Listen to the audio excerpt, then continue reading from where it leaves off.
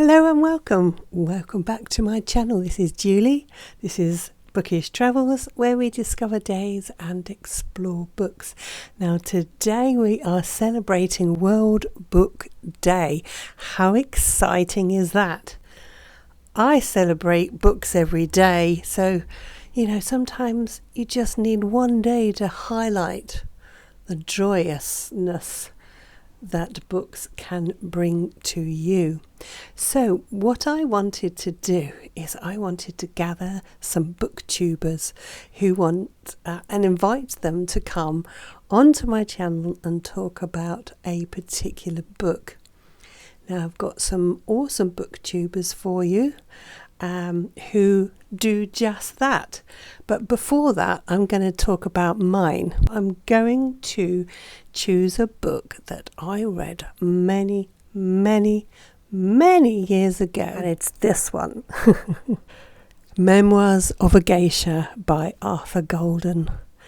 This book has so many amazing memories for me. I remember just reading this book and being totally taken in to Japan and the world of, if I remember rightly, Sayuri.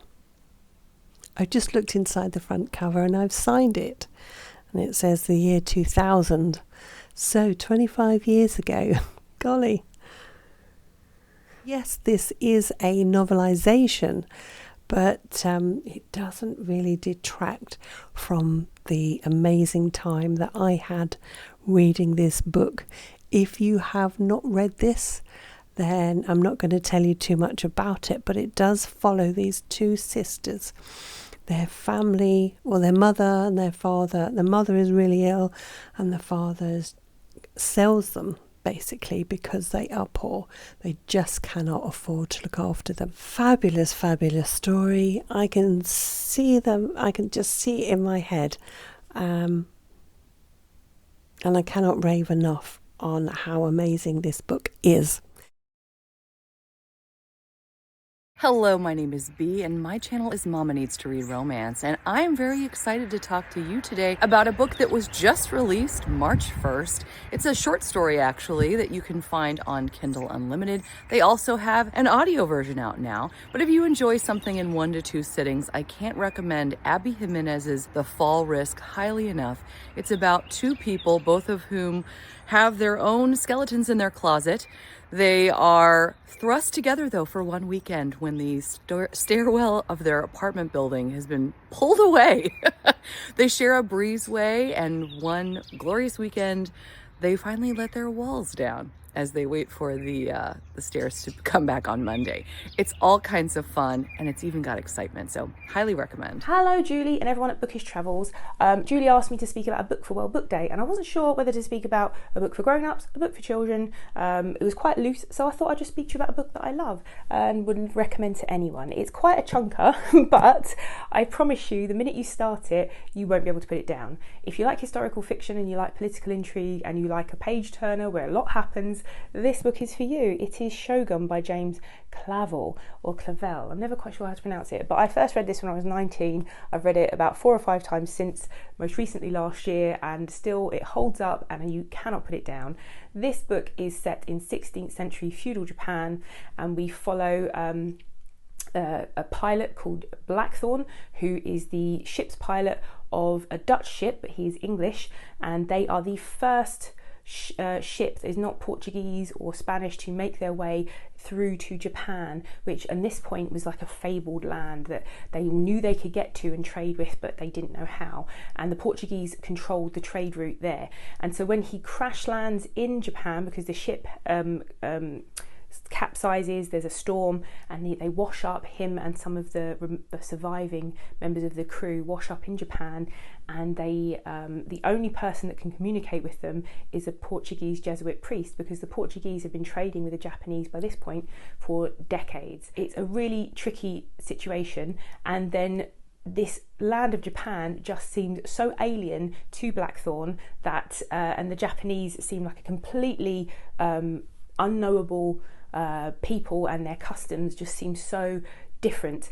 And then as the book goes on and Blackthorn becomes more and more acclimatized to Japan and the Japanese, you get to see the glimpses of what's going on politically in Japan at that time, and everyone vying for power.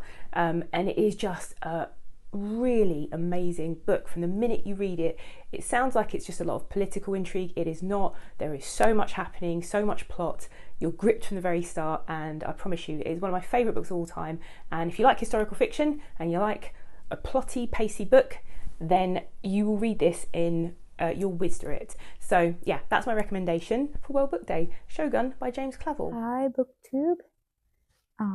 This book is called The Blue Sword by Robin McKinley.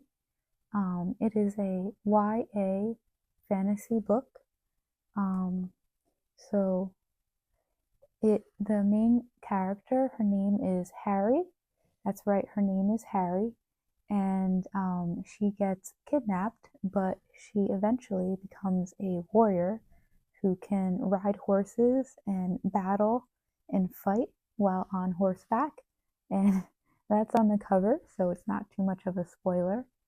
And there is a horse character, a cat character. The more animal characters, the better, right? We have a very strong female protagonist, and Robin McKinley writes very good and compelling female protagonists. So I highly recommend this book. All right. Thank you.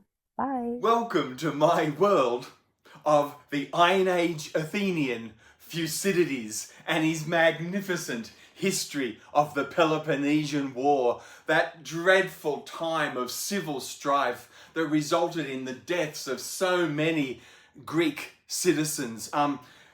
When the Folio Society of London announced that they were doing this magnificent signed limited deluxe edition of the book, oh, I had to have it. Thucydides, this is a treasure that has come across 2,500 years to me. And in what better way to celebrate this magnificent book than by this magnificent treasure by the Folio Society of London.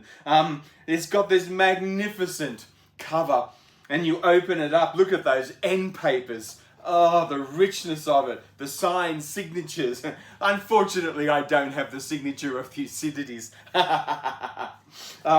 Look at this. Introduced by Catherine Harlow and P.J. Rhodes. It's the translation by Martin Hammond. Look at the richness of the illustrations. This is an incredible treasure that I have been gifted by the Folio Society. Thucydides has reached out across 2,500 years to me to give me this magnificent book. And me in turn, I will bequeath this book to my grandchildren after I've gone. Books, treasure, love. What can be better to gravitate, to spend a life around? These are the things that keep us going, aren't they? I am so lucky. I make my living now off my reading and writing. And treasures like this, oh boy, they make life worth living. Thank you, and bye for now. Julie, you asked me to talk about a book I love for World Book Day, and honestly, I might never recover from this one. Imagine Hamlet, but with dogs, and somehow even more heartbreaking. So this book, The Story of Edgar Sawtelle, it's about Edgar, a boy who can't speak, growing up on a farm where his family raises these incredibly intelligent dogs.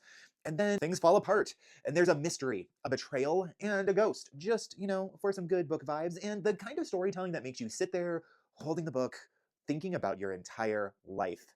Julie, this book, it hurts, but in the best way. It's quiet, it's haunting, and it does that rare thing. It sticks.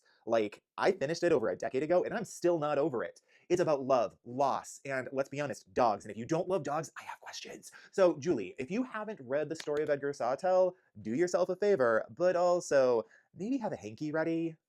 Just saying. And if anyone else has read it, are you okay? Because I'm still not. I want to thank each and every one that took the time and effort to make a video for me. I very much appreciate it. Their channels will be linked below. What did you think of their choices? What do you think of my choice? I just want to say happy World Book Day. Whatever you're reading, enjoy it. And I will see you in my next video. Thank you so much for watching. And please come back again. Bye.